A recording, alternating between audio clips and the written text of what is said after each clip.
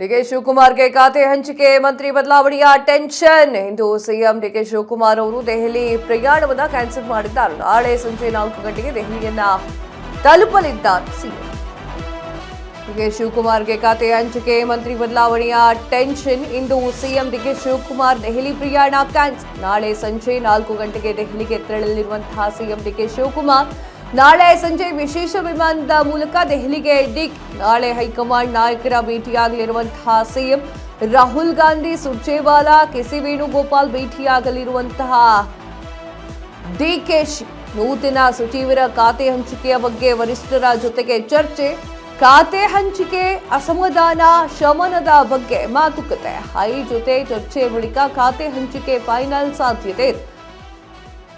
ನಾಳೆ ಸಂಜೆ ಇವತ್ತು ಹೋಗ್ತಾರೆ ಅಂತ ಆಗಿತ್ತು ಖಾತೆ ಹಂಚಿಕೆ, ಯಾರ್ಯಾರಿಗೆ ಏನು ಅಂತ ಹೇಳಿ ಇವತ್ತು ಹೋಗ್ತಾರೆ ಅಂತ ಅನ್ಕೊಂಡಿದ್ವಿ. ಇಲ್ಲ, ಸ್ವಲ್ಪ ಕೆಲಸದಿಂದ ನಾಳೆ ಡಿಕೆ ಶಿವಕುಮಾರ್ ಅವರು ದೆಹಲಿಯತ್ತ ಪ್ರಯಾಣವನ್ನ ಬೆಳೆಸಲಿದ್ದಾರೆ. ರಾಹುಲ್ ಗಾಂಧಿ, ಕೆಸಿ ವೇಣುಗೋಪಾಲ್ ಅವರು ಹಾಗೆ ಸುರ್ಜೇವಾಲಾ ಜೊತೆಗೆ ಸುದೀರ್ಘ ಚರ್ಚೆಯನ್ನ ಮಾಡಲಿದ್ದಾರೆ. ಈಗ ಆಲ್ರೆಡಿ ಸಚಿವ ಸ್ಥಾನ ಯಾರಿಗೆ ಅಂತ ಹೇಳಿ ಗೊತ್ತಾಗಿದೆ. 34ರಲ್ಲಿ 33 ಏನೋ ಕನ್ಸಿಡರ್ ಆಗಿರುವಂಥದ್ದು.